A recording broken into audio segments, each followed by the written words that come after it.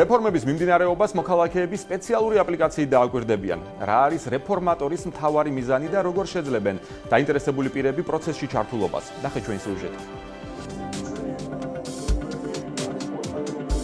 მიმდინარე რეფორმების განხორციელების პროცესში უკვე საქართველოს მოქალაქეებიც აქტიურად იქნებიან ჩართული, რაც ახალი პროგრამული აპლიკაციით რეფორმეტრით არის შესაძლებელი. პროექტის მთავარი მიმართულებაა ეკონომიკური რეფორმების პროგრესის ანალიზი. ამ გზით ახალი პროგრამული აპლიკაცია რეფორმეტრის მიზანია ხელი შეუწყოს საჯარო და კერძო სექტორს შორის დიალოგს, რეფორმებთან დაკავშირებულ დებატებს და ასევე მთავრობასა და ხალხს შორის ნდობის გაღვივებას. შეფასების პროცესში ხდება მთავრობის საქმიანობის შეფასება მათივე სტრატეგიის თუ სამოქმედო გეგმის მიხედვით. ამ მომენტისთვის შეფასებულია სამი მიმართულება, სამი სარეფორმო მიმართულება.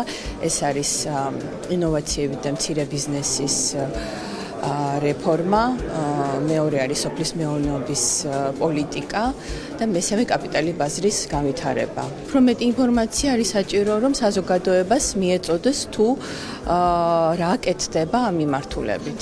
პროექტის მიხედვით თითოეული რეფორმა შეფასდება წელიწადში ორჯერ, რომელსაც 15 სხვადასხვა რეფორმაში ჩართული წევრისგან შემდგარი საბჭო შეისწავლის. საბჭოს წევრებს არანაირი ვალდებულება არ აკავშირებთ რეფორმაზე პასუხისმგებელ სახელმწიფო ორგანოსთან.